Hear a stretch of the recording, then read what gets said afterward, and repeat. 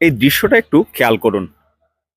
আপনার মনে হতে পারে এটা হয়তোবা বাংলাদেশের জাতীয় দল। বাংলাদেশ ক্রিকেটে এখন পর্যন্ত যত ক্রিকেটার এসেছেন তার বেশিরভাগই এসেছে খুলনা বিভাগ থেকে। এত এত তারকা ক্রিকেটার থাকার পরেও খুলনা ডিভিশনের টিমের সময়টা বেশ ভালো যাচ্ছে না। 3 ম্যাচ খেলে এখন পর্যন্ত জয় পেয়েছেন একটিতে। পয়েন্ট টেবিলে অবস্থান করছেন 7 নম্বরে এবং 8 নম্বরে অবস্থান করছে সিলেট ডিভিশন, যারা টেস্ট ফরম্যাটে হয়েছেন চ্যাম্পিয়ন। কিছুক্ষণ পরেই খুলনা এবং সিলেট মুখোমুখি হবে।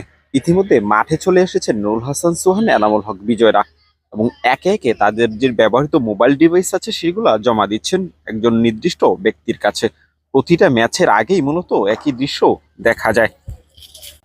কেউ কেউ বাস থেকে নামার আগেই তার মোবাইল ডিভাইসটা হাতে করে নিয়ে এসে জমা দিচ্ছেন, আর কেউ বা ভুলে যাচ্ছেন, তখন নস্টালজিক হচ্ছেন এবং হাসি খুশি সবাই কিন্তু তাদের ডিভাইসগুলো জমা দিচ্ছেন।